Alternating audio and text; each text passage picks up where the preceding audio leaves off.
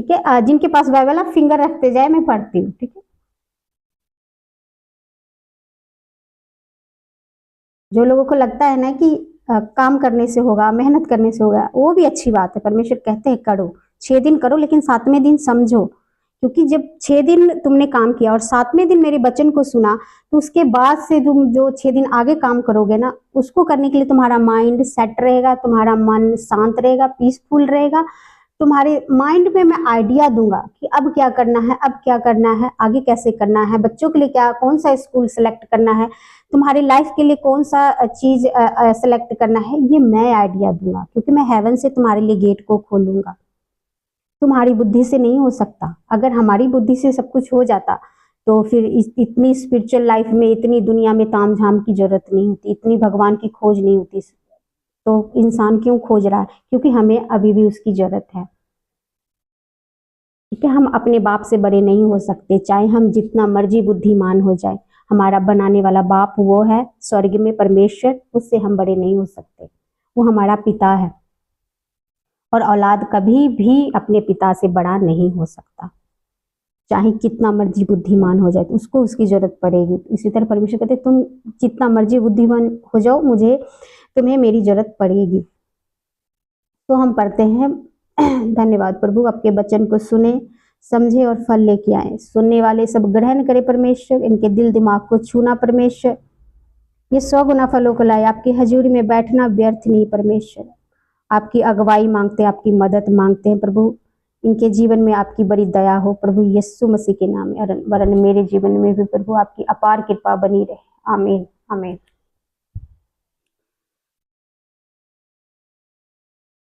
जब वे जा रहे थे तो वह एक गांव में गया, और मार्था नामक एक स्त्री ने उसे अपने घर में उतारा।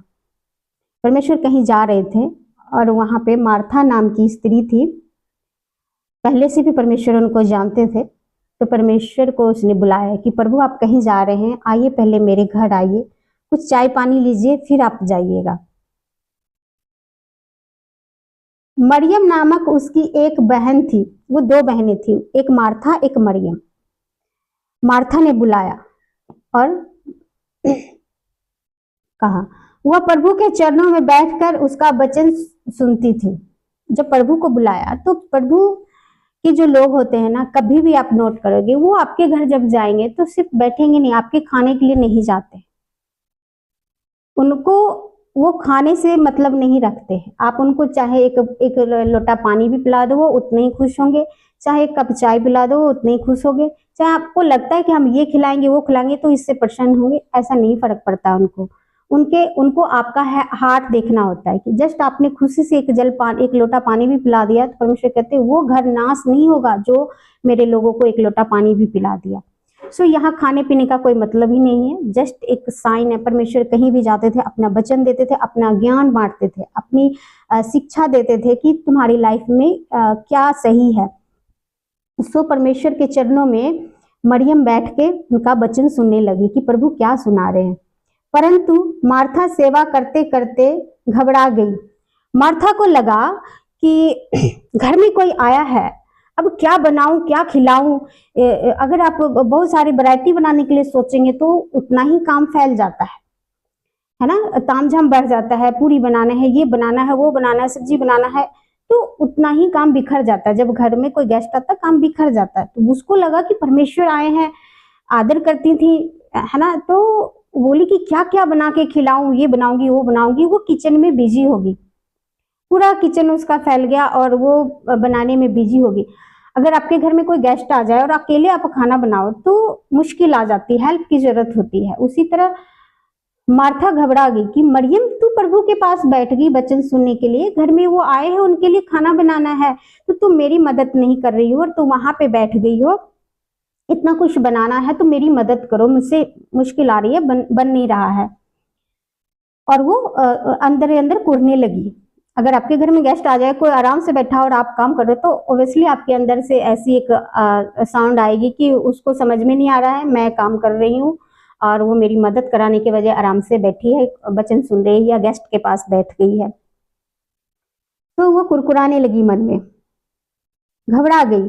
और उसके पास आकर कहने लगी, हे प्रभु, क्या तुझे कुछ भी चिंता नहीं कि मेरी बहन ने मुझे सेवा करने के लिए अकेले ही छोड़ दिया है?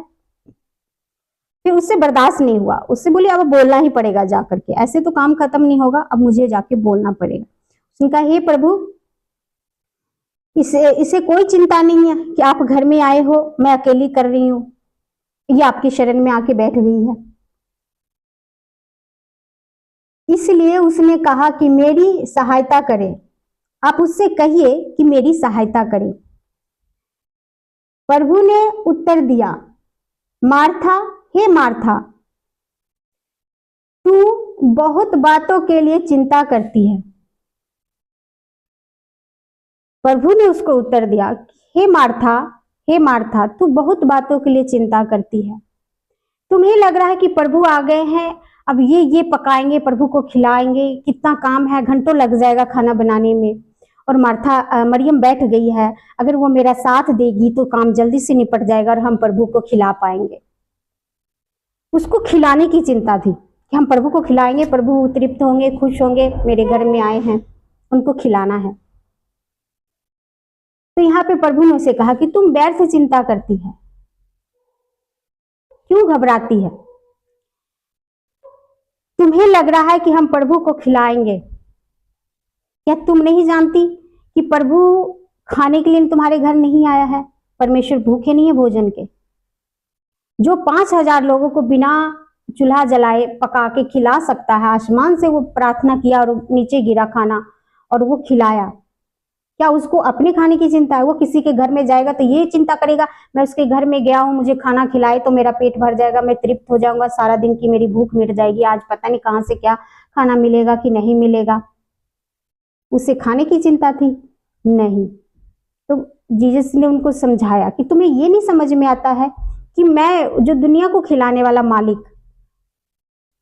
वो मुझे पता, चलो तुम्हें नहीं पता, लेकिन तुमने आंखों से ये देखा कि मैंने 5000 लोगों को खिलाया, तुम्हें ये भरोसा नहीं हुआ कि वो मेरे घर में बैठा है, मैं उसकी अगर वचन सुनूं, उसकी बात, उसके गुण को लूं, ये इंपॉर्टेंट है, ना कि मैं अपना खाना परोसूं।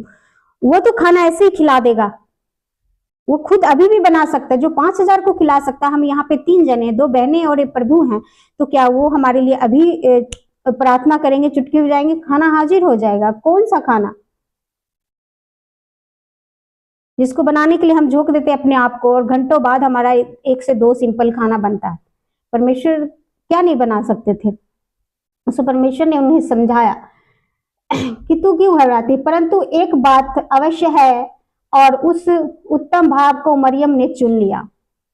परमेश्वर उसको वो सिखा रहे हैं कि उत्तम भाग को मरियम ने चुन लिया। मरियम को समझ में आया कि प्रभु आया है, वचन सुनना इंपॉर्टेंट है, वो क्या हमें दे जाएंगे, क्या सिखा जाएंगे, हमारी लाइफ के लिए कौन सी बातें ट्रैक पे दे जाएंगे कि हमें चलना आसान हो जाएगा, हमें जीना आसान हो जाएगा, हमें बुराई से निकाल लेंगे, हमें पवित्र कर देंगे, हमारी ब्लेसिंग को खोल देंगे। परमेश्वर आया है, उसकी शरण में बैठना इंपॉर्टेंट है, ना कि किचन में जाके खाना बना के उनको हम खाना खिला देंगे, फिर वो खाएंगे चले जाएंगे। फिर क्या हुआ? उसको ये समझ में आ गया था कि परमेश्वर आया, उसके मुंह से पता नहीं क्या निकलेगा, तो वो वचन सुनना उसके लिए इंपॉर्टेंट था। और परमेश्वर ने कहा, उसने उत्तम भाग चुन लिया है, उसने उत्तम भाग को चुन लिया है, और जो उससे छीना नहीं जाएगा। जो ब्लेसिंग परमेश्वर आपको दे देगा ना, वो दुनिया की कोई ताकत नहीं छीन सकता, वो दुनिया की कोई ताकत नहीं छीन सकता। अगर वो दौलत परमेश्वर आपको दे रहा है ना, तो दुनिया की कोई ताकत आपसे नहीं छीन सकता। वो औलाद अगर आपको परमेश्वर दे रहा है तो उसकी कभी मौत नहीं आएगी, वो दीर्घायु जिएगा। अगर वो औलाद आपको परमेश्वर दे रहा है तो वो अच्छी जॉब करेगा, अच्छे सिलेक्शन पे जाएगा, वो कोई दुनिया की ताकत उसको रोक नहीं सकता। तो परमेश्वर ये हमें सिखाते हैं कि मेरी शरण में बैठना व्यर्थ नहीं है, बेकार नहीं है। जो तुम्हें लगता है ताकत बुद्धि से होगा, वो तुम्हारी ताकत बुद्धि से नहीं होगा। मेरे शरण में तो बैठ और जान और सीख। जब 5000 को खिलाना था तो परमेश्वर ने कहा कि इनको खाना दो, ये लोग 3 दिन से मेरी वचन को सुन रहे हैं। 3 दिन से लोग भूखे थे। जब परमेश्वर ने 5000 को लोगों को खिलाया, तो ऐसे नहीं कि कहीं से आया और सबको बोला प्रभु खिला दो। वो लोग 3 दिन से परमेश्वर का वचन सुन रहे थे कंटिन्यू। जितना घर से खाना थोड़ा बहुत लाया होगा वो खत्म हो गया, दूसरी जगह पे सुन रहे थे, घर से दूर, साइड जगह में, शांति में, और वो खाना खत्म हो गया। तीसरा दिन था और प्रभु ने देखा कि कुछ बच्चे हैं, कुछ बुजुर्ग है, कुछ जवान है, भूख तो सबको लगती है। बच्चे सुनते सुनते सब लटुआ रहे थे, मतलब मुरझा रहे थे ऐसे भूख के मारे। तो परमेश्वर ने कहा अपने चेलों को कि इनको कुछ खाने को दो, क्योंकि ये मुझे दिखाई दे रहे भूखे हैं। परमेश्वर को सब दिखाई दे रहा है। जो लोग कंटिन्यू परमेश्वर में लगे हुए, कंटिन्यू परमेश्वर को वचन को सुन रहे हैं, परमेश्वर को दिखाई दे रहा है। परमेश्वर ने उनको नहीं खिलाया कि कहीं लंगर लगा दो और सबको बुलाओ और भूखे होंगे खिला दो, ऐसा नहीं खिलाया था परमेश्वर ने। जो परमेश्वर के कंटिन्यू वचन को सुन रहा था, परमेश्वर में चल रहा था, भोजन को त्याग करके कहीं वापस नहीं गया था, सुने जा रहा था, परमेश्वर सुनाए जा रहे थे, सुने जा रहा था, सुने जा रहा था।